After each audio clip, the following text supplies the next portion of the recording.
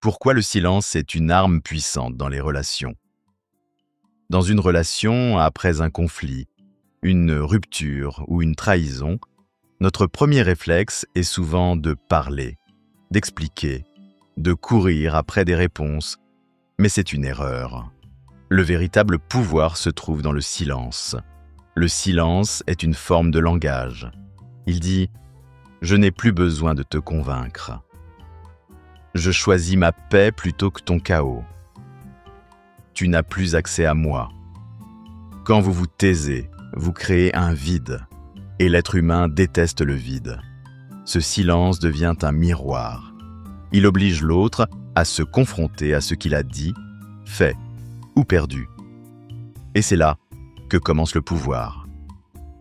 Comment votre absence peut les pousser à ressentir du regret? Tant que vous êtes là, même dans la colère ou le désespoir, vous nourrissez encore la relation. Mais quand vous disparaissez, vraiment, vous déclenchez quelque chose de bien plus fort que n'importe quel mot, le manque. L'absence crée le doute. Elle pousse l'autre à se demander pourquoi il ou elle ne réagit pas. Est-ce que j'ai été trop loin? Est-ce qu'il ou elle commence à tourner la page? Le regret ne naît pas immédiatement. Il naît quand la personne comprend que votre silence est définitif et qu'elle ne contrôle plus rien. L'importance de se concentrer sur soi-même pendant ce silence. Ce silence n'est pas une punition, c'est une guérison. Ce n'est pas un jeu pour manipuler, c'est une reconstruction. Pendant ce temps, vous ne devez pas juste attendre qu'il ou elle revienne. Vous devez devenir quelqu'un d'autre. Reconnectez-vous à vos valeurs. Travaillez votre corps, votre esprit, vos projets. Réapprenez à être bien seul, à rayonner sans validation. Parce que si jamais l'autre revient, ce ne sera plus à la même personne qu'il fera face. Et si la relation devait renaître, ce serait vous, cette fois, qui poseriez les règles. Les signes qu'ils commencent à réaliser ce qu'ils ont perdu. Un jour, vous recevez un message anodin. Juste un « Coucou, j'ai pensé à toi » ou « J'ai vu quelque chose qui m'a rappelé toi ». Ce n'est pas innocent, c'est un test. Ils veulent te voir si vous êtes toujours là, toujours accessible. Ils cherchent une faille dans votre silence. Puis viennent d'autres signes. Ils regardent vos stories. Ils demandent des nouvelles à vos proches.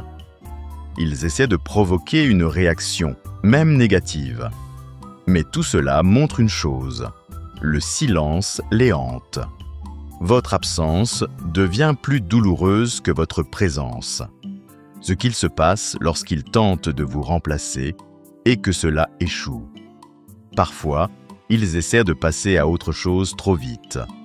Un nouveau visage, une nouvelle relation, un nouveau jeu. Mais une substitution n'est pas une solution. Et tôt ou tard, ils réalisent que ce n'est pas vous. Que cette personne ne comble pas le vide, ne répare pas la culpabilité, ne fait pas taire les souvenirs. Et c'est là que la comparaison commence. Et que le regret devient plus profond. Parce que non seulement ils vous ont perdu, mais ils ont aussi compris qu'ils ne vous retrouveront jamais ailleurs. Le silence n'est pas une faiblesse, c'est une démonstration de force intérieure, c'est le choix de la dignité face au chaos. Et parfois, le plus grand pouvoir que vous puissiez exercer, c'est de ne rien dire et de continuer à avancer.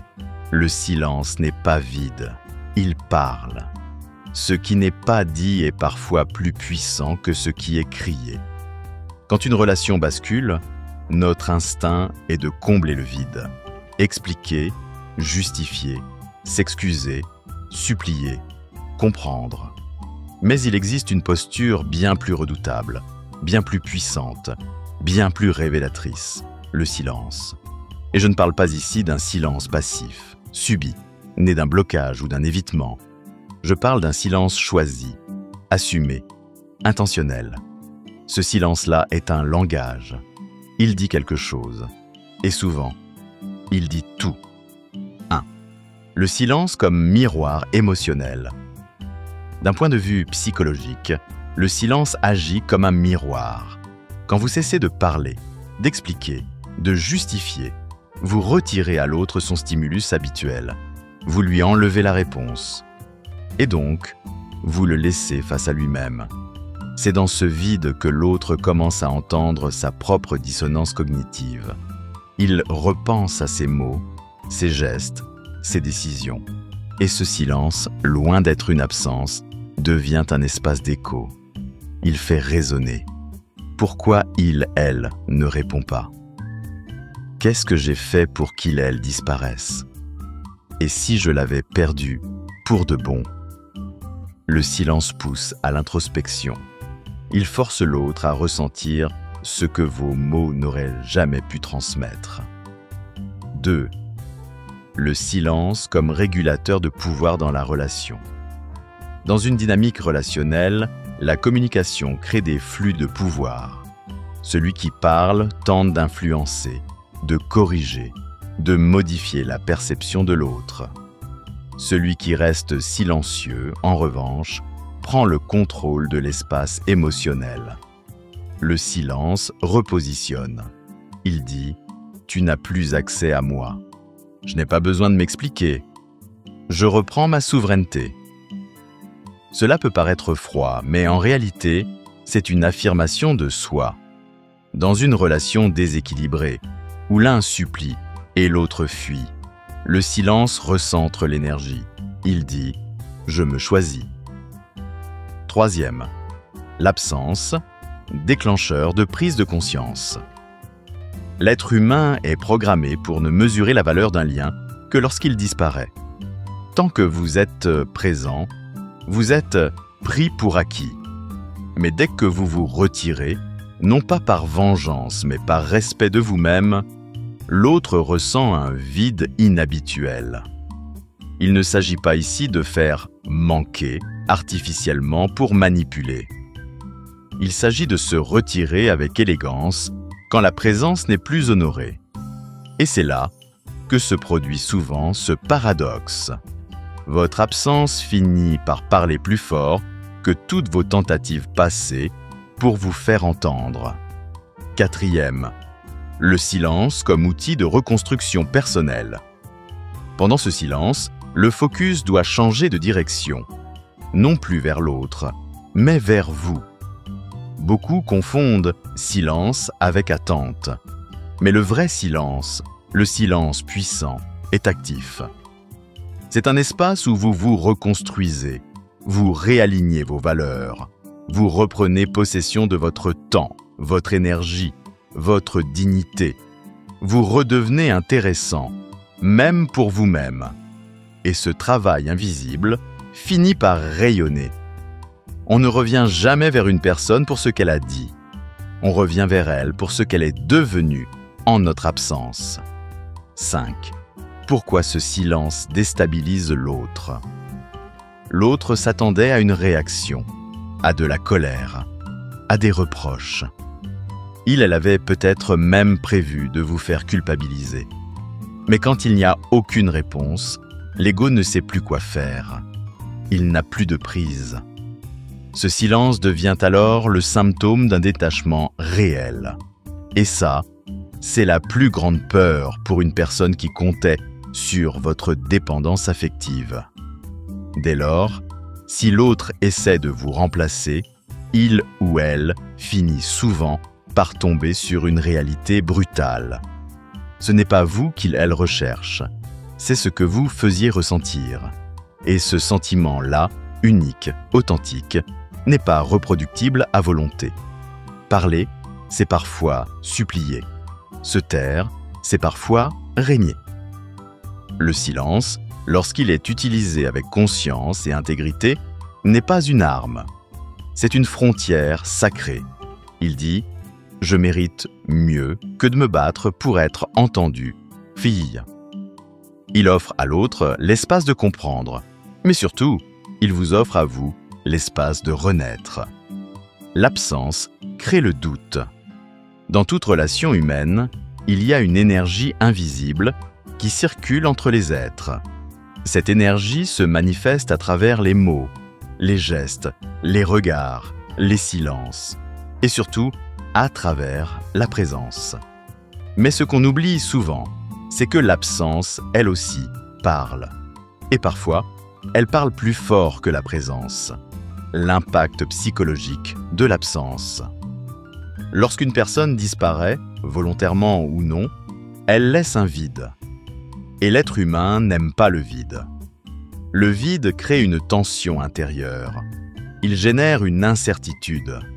Et cette incertitude, elle se transforme rapidement en doute. Dès lors, des questions émergent. Pourquoi est-il, elle, partie? Est-ce à cause de moi? Est-ce que je l'ai blessé? Est-ce qu'il, elle, m'oublie? Ou est-ce que je suis en train de la perdre? Et plus le silence dure, plus le doute grandit. L'absence devient alors un révélateur. Elle met en lumière ce que la présence dissimulait parfois. Les déséquilibres, les attentes insatisfaites, la négligence, ou au contraire, l'attachement profond qu'on refusait de reconnaître. L'absence crée le doute. Souvent, c'est lorsqu'on perd une présence qu'on réalise sa valeur. Tant que l'autre est là, on reporte, on banalise, on minimise. Mais quand il ou elle disparaît, une angoisse sourde s'installe. Et si je l'avais perdu, pour de bon? C'est dans cet espace que le doute devient un moteur de réflexion. On repense aux dernières paroles, aux derniers gestes. On revit les scènes. On réécrit mentalement ce qu'on aurait pu dire autrement. Et tout à coup, on mesure. On mesure l'impact de l'autre dans notre vie. On mesure l'importance de ce lien. On mesure le manque. C'est là que le doute devient transformation. Il force à regarder ce qu'on évitait de voir, notre part de responsabilité, notre manque d'attention, notre peur de s'engager, ou à l'inverse, notre dépendance affective. L'absence n'est pas une punition, c'est une révélation. Il est essentiel de comprendre que toute absence n'est pas hostile. Parfois, elle n'est pas un cri de guerre, mais un cri de survie. Elle ne cherche pas à blesser, mais à protéger. Elle ne dit pas « je t'ignore », elle dit « je me choisis ». Et c'est ce choix, parfois difficile, qui crée chez l'autre ce doute si puissant. Et si je l'avais trop poussé? Et si cette fois, c'était vraiment fini? Et si je n'étais plus prioritaire dans sa vie? Ce doute-là est profondément humain. Il remet en cause nos certitudes. Il nous rend vulnérables, oui, mais aussi plus lucides. Ce que fait le doute, il réveille ou il révèle. Le doute généré par l'absence peut provoquer deux types de réactions. Il réveille. Il pousse à revenir, à réparer, à reconsidérer ce qu'on croyait acquis. Il rouvre la porte au dialogue, à la reconnaissance, à la reconquête, où il révèle. Il met en lumière que le lien était unilatéral, que l'absence ne dérange pas l'autre, qu'il n'y a rien à réveiller, parce qu'il n'y avait pas de profondeur réelle. Et dans les deux cas, le doute a joué son rôle. Il a permis de voir avec clarté l'absence comme langage silencieux. L'absence, quand elle est choisie avec conscience, n'est pas un geste de fuite. C'est un acte de maturité. Elle crée le doute, oui, mais un doute fertile. Un doute qui pousse à se regarder en face, à reconsidérer nos priorités, nos comportements, nos attachements. Alors, la prochaine fois qu'une absence vous fait douter, ne cherchez pas à la combler trop vite. Écoutez ce qu'elle essaie de vous dire. Car dans ce vide apparent, il y a souvent la vérité que la présence ne disait pas.